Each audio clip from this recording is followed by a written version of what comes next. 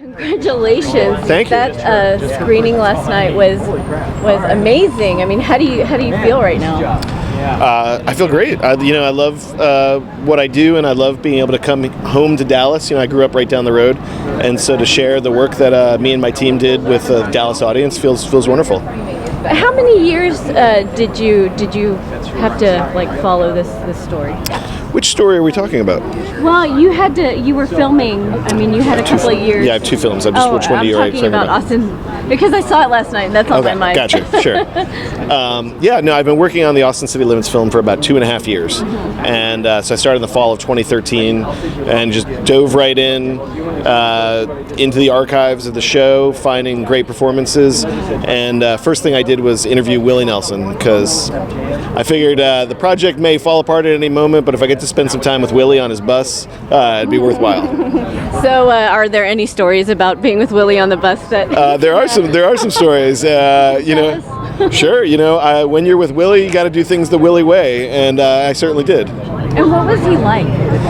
Willie is he's a national treasure. He's as close as America has to the Dalai Lama. I think he has a little more fun than the Dalai Lama, but he's like the best version of your grandpa. And then when he picks up his guitar, your heart and his heart, it feels like they become one. He's just a rare talent and an amazing man. And you focused on, it's impossible to interview everybody that's been on there and focus on so many different stories. How did you decide on the people that you wanted to kind of follow a little bit more and showcase their work? Yeah, well, when I started the film, I decided to focus on the past, present, and future of the show. And the present at that time was the making of the 40th season of Austin City Limits.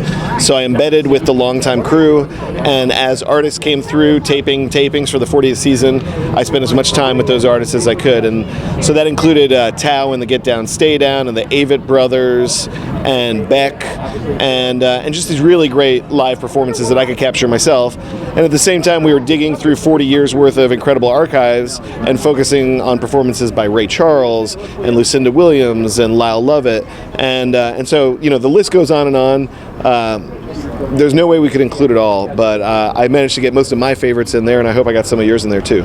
Oh, definitely. I think it's such a great film for people who know nothing about Austin City Limits, but maybe catch it once in a while on TV. You really captured the past and the present and what's going to happen in the future. As far as the future, is there any fear that since it is public television that it may not last that long? That's a great question. Public television is such an incredible and necessary resource, and every year there's a threat that public television may get less and less funding, or it may go away. And as somebody who makes films that play on public television, as somebody who watches public television, and as the film Song for You shows, public television is necessary for our culture. So I hope it doesn't go away. I hope that our Congress and Senate continue to fund public TV and public radio, and I hope the film, in a small way, can show people the value of what PBS offers. Well, congratulations! Thank you so much for talking to us again. Thanks, Liz. Thank you.